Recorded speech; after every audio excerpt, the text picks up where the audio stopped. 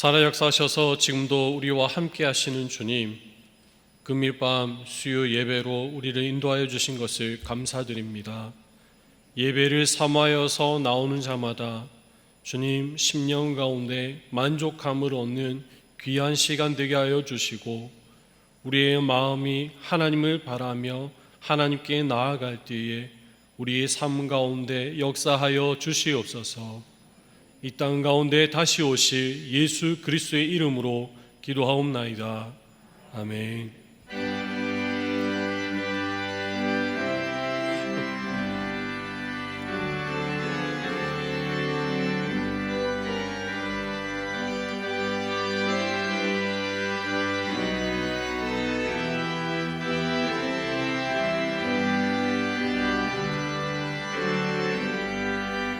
내 임금 예수 내 주여, 이제이니 주님 앞에 한없는 은혜 받고서 내 생명 모두 드리오니, 기쁜 성하시는 종을 주에게 내려주소서. 내 임금 예수 내 주여, 내 허물을 덮으시고 주 십자가에 흘리신 그 피를 흘리는 마음로서 내 주간 죄를 사하여 참 평안한 마음 주소서. 내 임금 예수 내 주여, 주 내게 감격하여 한없는 감사 찬송을 내 주님 앞에 드리오며, 내 마음과 정성 다하여 늘 기뻐하며 살리라. 내 임금 예수 내 주여, 이 마음과 이 천한 몸 그 몸의 피로 가지고 주 친히 사신 것이오니, 나 이제 살아 죽으나 주 뜻만 따라 살리라.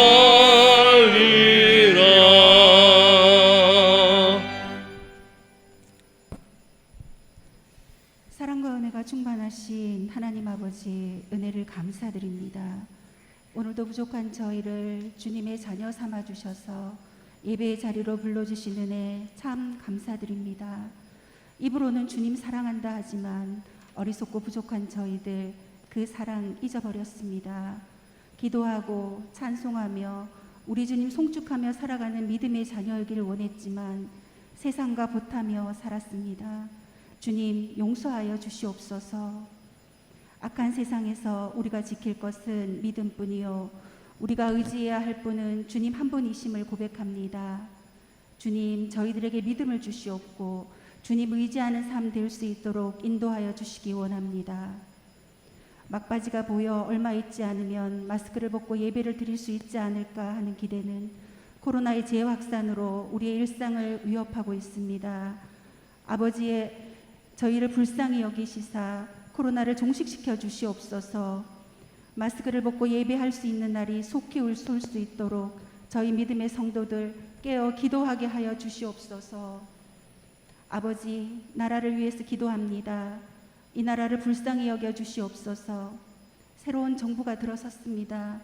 국민을 위한 올바른 정치를 할 수 있도록 여와 야로 대립된 정치 상황을 협치로 바꾸어 주시옵고, 북한의 핵의 위협 속에서도 안보를 든든하게 하여 주시옵고, 아버지, 무엇보다 위정자들이 하나님을 두려워하게 하시고 또한 하나님의 다스림을 받는 이 나라 되게 하여 주시옵소서. 아버지, 기도합니다. 복음 들고 나간 선교사님들 말씀이 선포될 때 회개하며 역사가 일어나게 하시고 주는 그리스도시요 살아계신 하나님의 아들이심을 고백하게 하시며 선교 현지에서 급하고 어려운 일 면하게 하시고 또한 선교사님들의 가정을 지켜주시옵소서. 아버지, 이곳에 화원 성명교회를 세워주셔서 사명 감당하게 하시니 참 감사합니다. 우리 목사님 지켜주시옵소서. 지금 안식월 중에 계십니다. 주님 안에서 평안히 쉼을 얻게 하시고 다시 말씀 들고 단위에 서실 때 선포되는 그 말씀이 능력 있게 하시며 은혜에 은혜를 더하여 주시옵고 강건하게 하여 주시옵소서. 부교육자님들에게도 같은 은혜 내려주시사 하나님 그 하시는 사역 위에 동행하여 주시옵소서. 오늘 말씀 들고 단위에 서신 김재근 목사님, 선포되는 말씀이 은혜의 말씀 되게 하시며 예배하는 이곳에 성령님 함께하여 주시옵소서. 찬양으로 수종드는 마리아 성가대 외에도 주님 은혜 내려주시옵고 그럼에도 불구하고 우리를 사랑하시는 아버지, 그리 아니하실지라도 감사하는 화원 성명교회 성도들 되게 하여 주시옵소서. 오늘 드려지는 예배 위에 성령님 함께하여 주시기를 원하오며 이 모든 말씀 이 땅에 반드시 다시 오실 우리 구주 예수 그리스도 이름으로 기도드립니다. 아멘.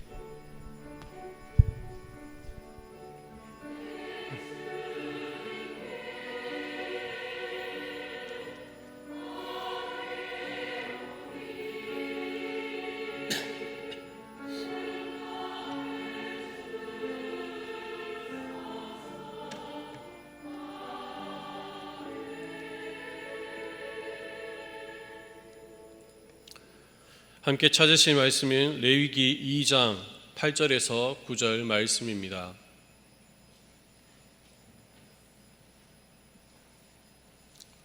구약성경 148페이지입니다.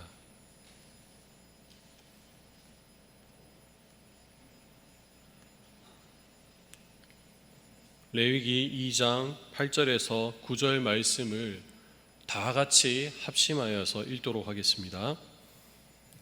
너는 이것들로 만든 소제물을 여호와께로 가져다가 제사장에게 줄 것이요 제사장은 그것을 제단으로 가져다가 그 소제물 중에서 기념할 것을 가져다가 제단 위에서 불사를 지니 이는 화제라 여호와께 향기로운 냄새니라. 아멘. 마리아 찬양대 찬양드리겠습니다.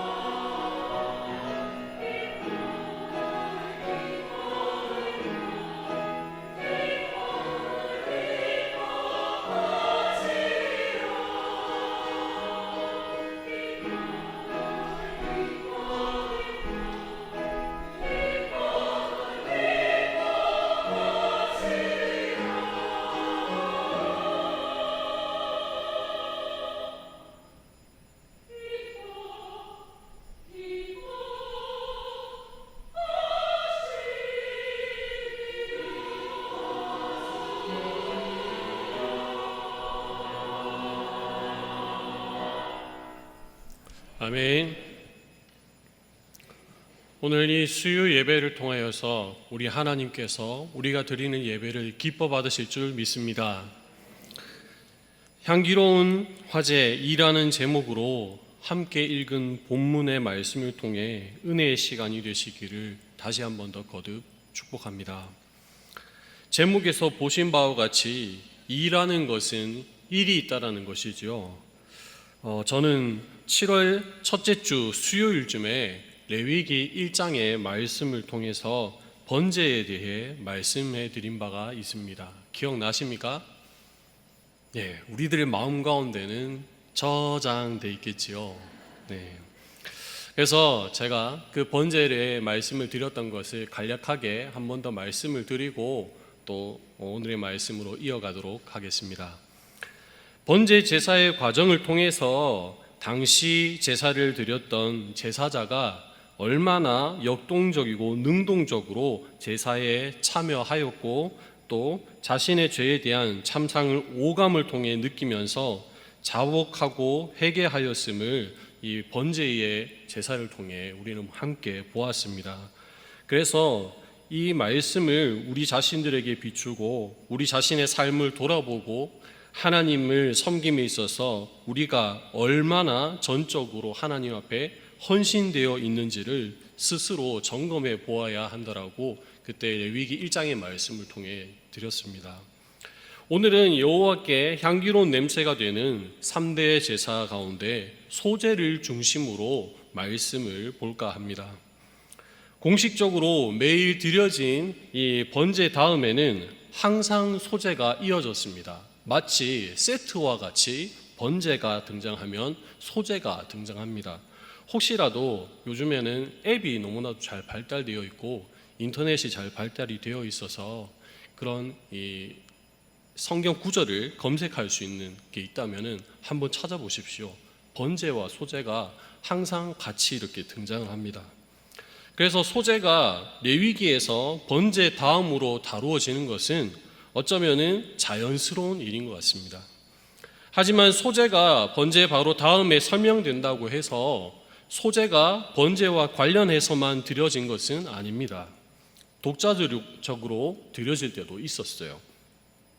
레위기 5장에 보면 이 속죄제에 대한 내용이 나오는데 그 가운데서도 이 소제에 대한 속죄의 소제가 드려지기에 마련입니다. 그리고 또 그 말고도 이 관계를 회복하는 제사용으로도 사용이 되었습니다. 민수기 5장의 내용을 보면 간음을 의심하는 남편이 제사장 앞에서 의심의 제사로 이 소제를 드린 내용이 나옵니다. 그 내용을 보면 아내가 간음했다라는 이 의심은 있지만 증거가 없어서 남편은 제사장에게 아내를 데리고 갑니다. 제사장은 아내에게 저주를 선포하고 쓴물을 마시게 하지요. 그래서 이 과정 가운데 보리가루를 소제의 제물로 바치는 모습이 등장합니다. 그리고 또한 우리가 읽은 이 본문의 뒷부분의 가운데도 보면 첫 이삭의 소제를 하나님께 단독으로 드리는 그 내용도 등장합니다. 소제는 짐승 제사가 아니라 곡물로 드리는 제사라는 점에서 번제나 화목제와는 많이 다릅니다. 또한 번제에서는 가죽을 제외한 모든 부위가 불에 태워진 반면 이 소제는 소량의 제물만 불에 태워지고 나머지 제물은 제사장이 먹도록 규정되어 있습니다. 소제에 관한 규례는 2장과 6에서 7장에 기록되어 있는데요. 성경은 이 소제의 주요 내용을 2장을 중심으로 기록하고 있습니다. 소제라고 쓰인 히브리어 단어 민하의 뜻은 분배하다, 수여하다라는 마나에서 유래되었습니다.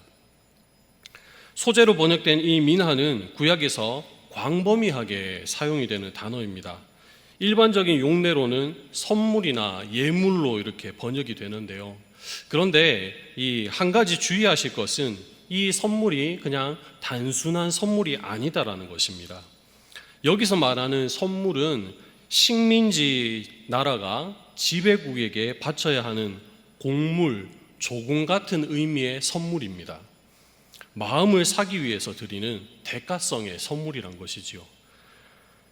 그래서 오늘 말씀에 이 민하가 뜻하는 것이 무엇인가 우리가 좀 더 깊이 있게 살펴볼까 합니다.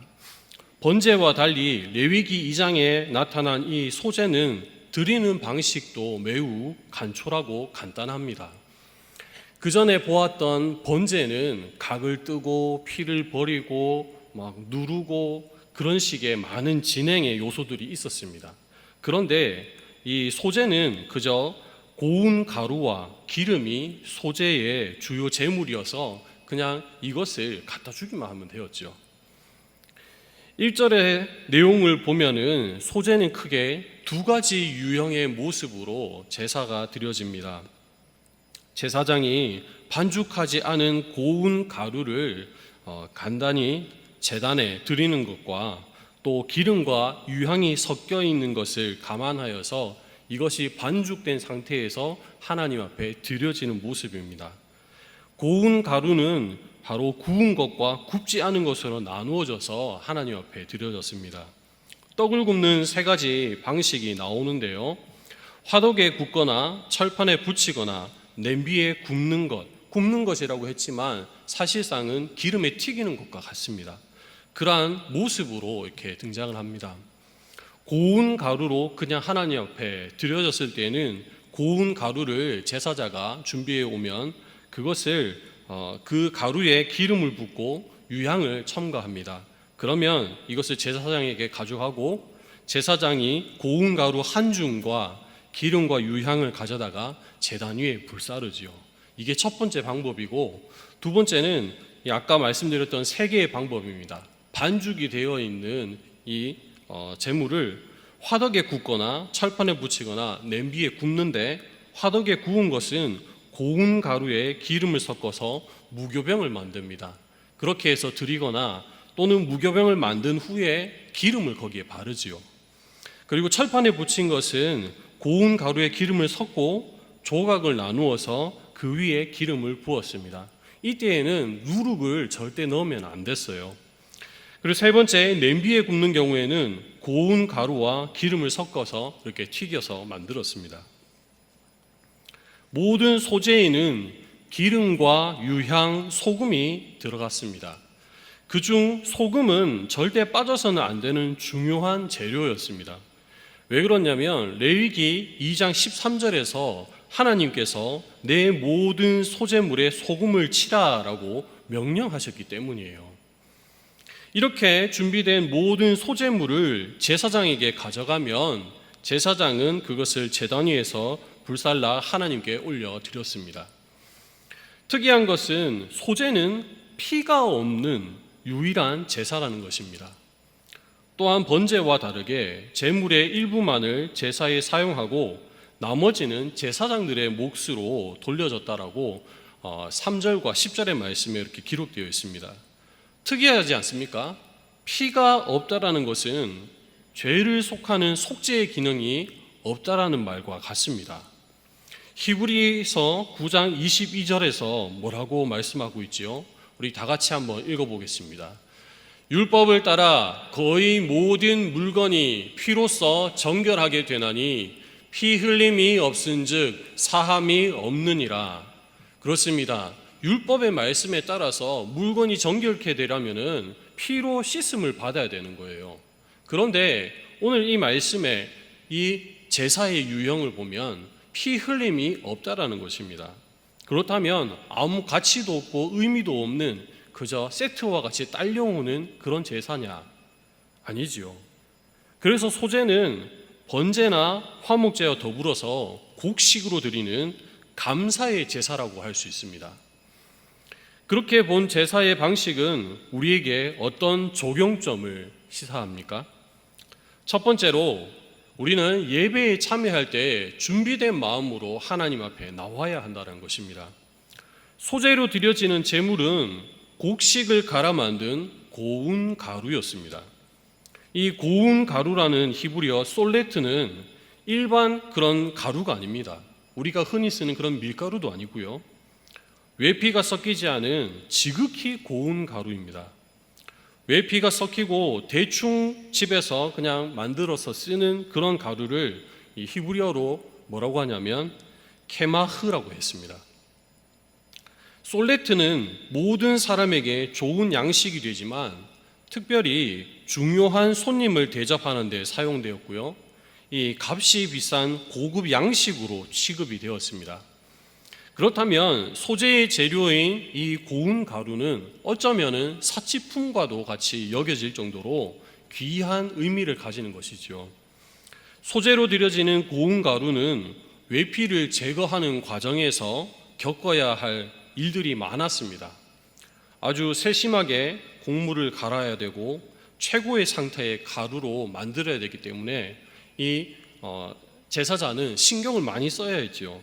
그래서 소재는 다른 일반 제사들과는 다르게 집에서부터 준비가 이루어졌습니다. 준비 과정은 단순하지만 꼼꼼함이 필요한 제사였습니다. 소재를 드릴 사람은 먼저 다른 사람이 아닌 스스로 곡식을 선별합니다. 채 등을 통해서 곡물에 섞인 풀을 제거하고요. 그 다음에는 곡식을 빻아서 가루로 만듭니다. 그리고 가루는 다시 또 채를 통해서 외피를 제거하는 과정을 계속해서 되풀이하는 겁니다. 그렇게 해서 모든 불순물들이 사라진 그 상태의 고운 가루를 만드는 것이죠. 곡식을 빻아 가루를 만들고 이 가루는 다시 채통을 제거하는 과정을 되풀이하는 이 과정은 제사자가 얼마나 준비된 마음으로 하나님 앞에 나아가는 것인가를 우리에게 잘 보여주는 것입니다. 두 번째로 예배드림으로 하나님 안에 늘 머무는 것을 우리는 확인해야 합니다. 소재의 규례 가운데서 우리가 눈여겨볼 것은 바로 소금입니다. 모든 소재에는 반드시 소금이 들어갔습니다.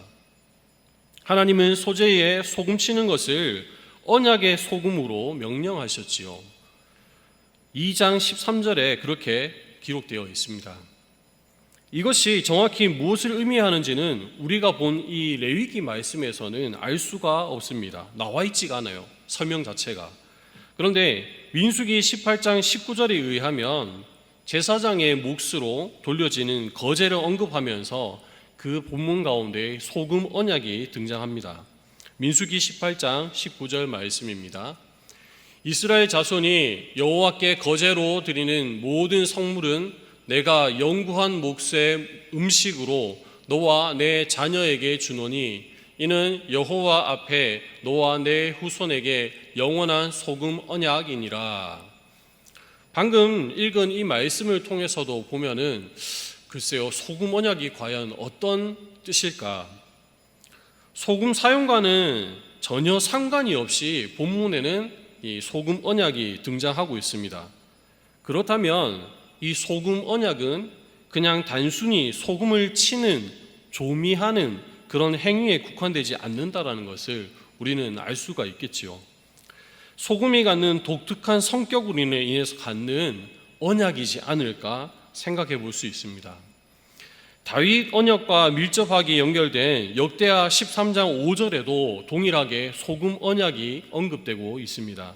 역대하 13장 5절 말씀 다 같이 한번 읽어보겠습니다.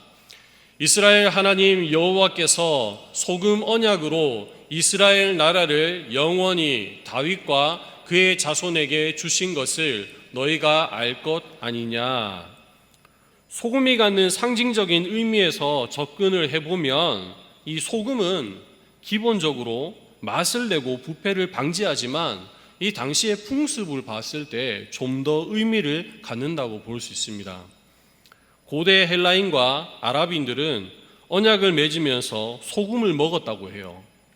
자신들의 언약이 변치 않아야 함을 상징적으로 표현한 것이 서로 간에 소금을 먹은 것입니다. 고대에서 소금은 영원 불변함을 상징합니다.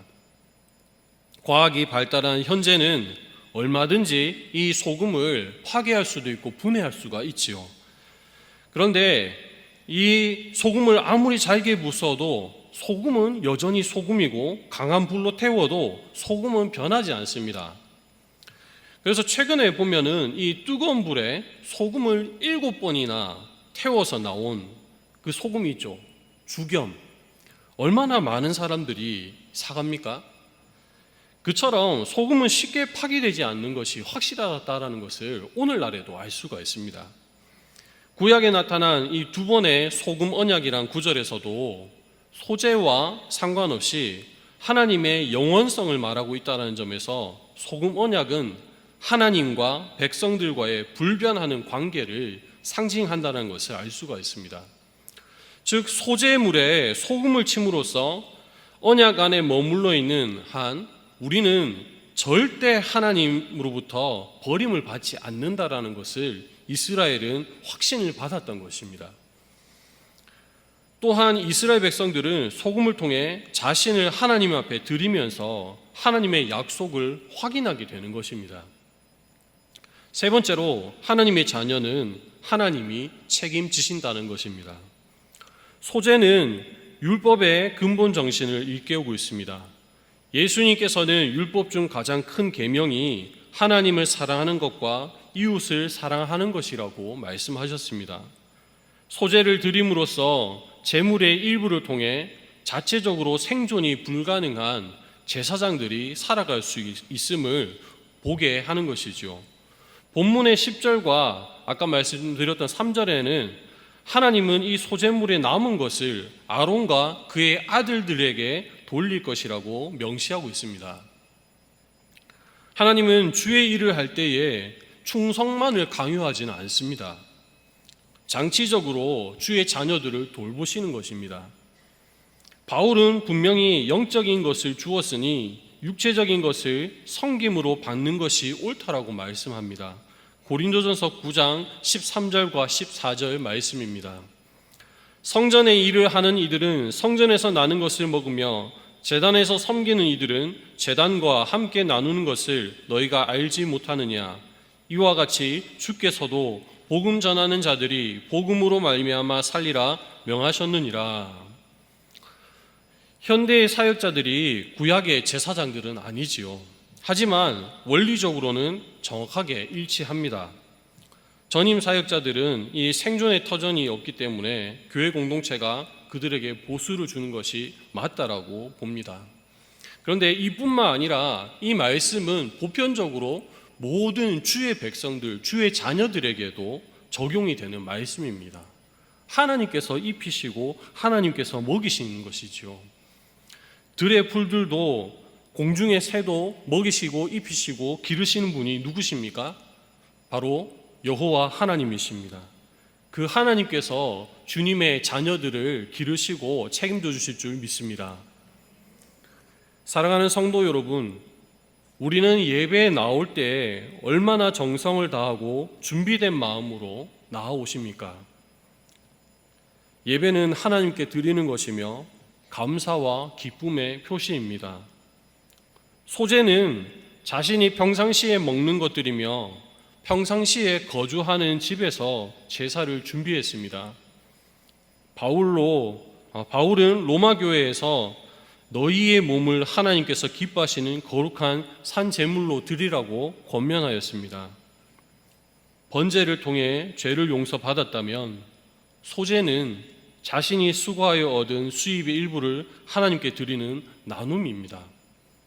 예수 그리스도로 말미암아 죄사함 받았다면 우리는 그것을 기쁨의 나눔을 통해 하나님께 감사로 예배로 표해야 할 것입니다. 소제에서 가장 핵심은 소금 언약이었습니다. 소금은 세상에 대한 그리스도인의 정체성과 존재 방식을 자주 이렇게 표현하거나 해석으로 나타납니다. 그러나 그 근본적인 것은 언약 안에 머물 때 하나님께서 이스라엘 백성들을 영원히 보호하신다라는 그런 의미를 갖습니다. 이스라엘 백성들이 왜 멸망했습니까? 하나님의 말씀을 멸시하고 하나님의 언약의 말씀대로 살지 않았기 때문이지요. 소제의 제물은 하나님께 드리는 곡물입니다. 그들의 양식의 일부를 하나님께 드림으로 자신의 생명과 삶의 주인이 하나님이심을 고백하고 있는 것입니다. 그때 이 하나님은 하나님의 백성들의 삶 또한 책임져 주심을 믿습니다.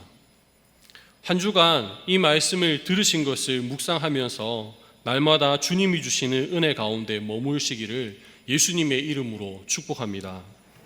기도하겠습니다. 주님의 은혜를 감사합니다.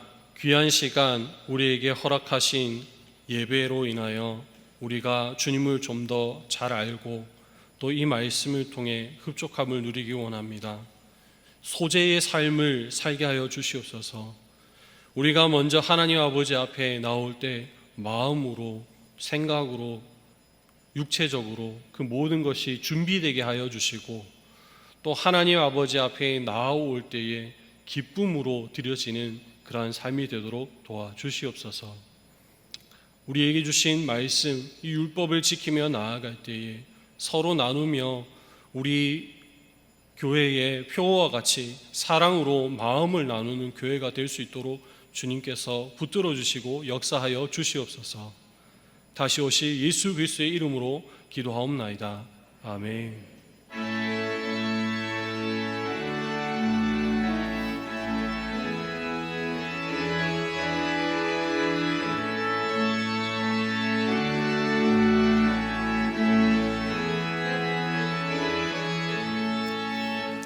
나의 죄를 정케 하사 주의 일꾼 삼으신 구세주의 넓은 사랑 항상 찬송합니다. 나를 일꾼 삼으신 주 크신 능력 주시고 언제든지 주 뜻대로 사용하여 주소서. 내게 부어주시려고 은혜 예비하신 주의 은혜 채워주사 능력 있게 하소서. 나를 이끌 삼으신 주 크신 능력 주시고 언제든지 주 뜻대로 사용하여 주소서. 죄의 짐을 풀어주신 주의 능력 크도다. 나를 피로 사시 예수 내 맘속에 오소서. 나를 이끌 삼으신 주 크신 능력 주시오. 언제든지 주 뜻대로 사용하여 주소서. 주여 내게 성령으로 충만하게 채우사 생명수가 강물처럼 흐르게 하옵소서. 나를 이끌 삼으신 주 크신 능력 주시고 언제든지 주 뜻대로 사용하여 주소서.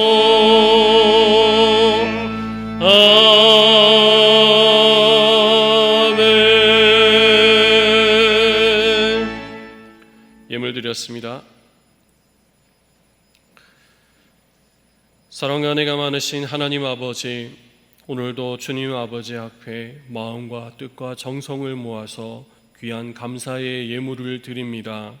주님, 이 예물을 기뻐 받아주시고 주님, 원망 많고 불평 많은 이 시대 가운데 주님, 감사의 예물을 드림을 통하여 감사의 제목들이 우리의 마음을 가득 채울 수 있도록 더욱 감사로 채워 주시옵소서.